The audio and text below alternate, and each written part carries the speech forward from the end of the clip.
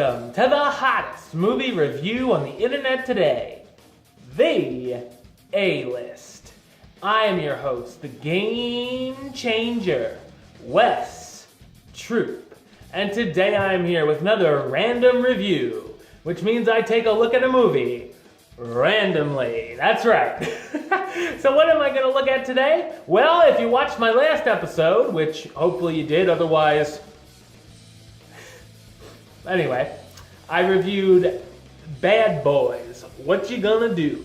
So of course, what would be my next random review? That would be the sequel, ladies and gentlemen. Here's my review of the 2003 action comedy sequel, Bad Boys 2.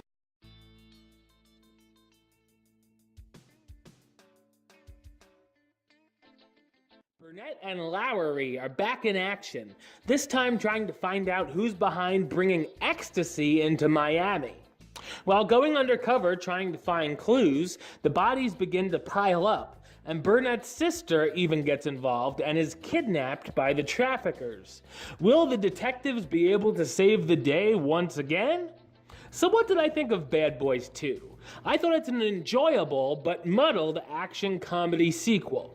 Michael Bay helms the sequel to his hit movie, and it's filmed with the style that can be seen in the director's more recent films, such as Pain and Gain or any of the Transformers films. The camera work is interesting, with slow-motion shots of bullets and other severely damaging weapons going off. There are tons of exciting action sequences here, including a face-off against the KKK, big-time shootouts, a lengthy car chase that almost begins to resemble a demolition derby, as well as one of where corpses are used as obstacles. Massive explosions, and even boats and helicopters are thrown into the mix. The grand finale is pretty fun overall as well. This time around, the film is more violent with more headshots and even a bit of gore.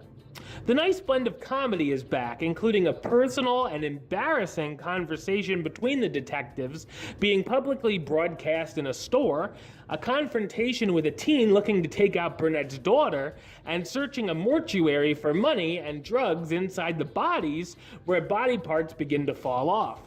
The two cops go undercover posing as exterminators, even though they're not thrilled with mice, to plant wires into the suspect's mansion. There's also some tension teased between the two, where their friendship could be over after the current case.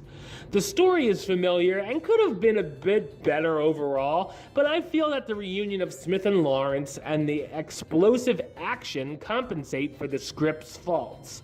Clocking in at 2.5 hours, the film feels like a director's cut and goes on way too long. I felt like some scenes of the film could have been left on the editing room floor. The cast stars Martin Lawrence and Will Smith, reprising their roles as Detective Lieutenants Marcus Burnett and Mike Lowry. The two detectives and best friends trying to solve the recent ecstasy case. Jordi Mala as Hector Juan Carlos Tapia, the Cuban drug lord in charge of the scheme.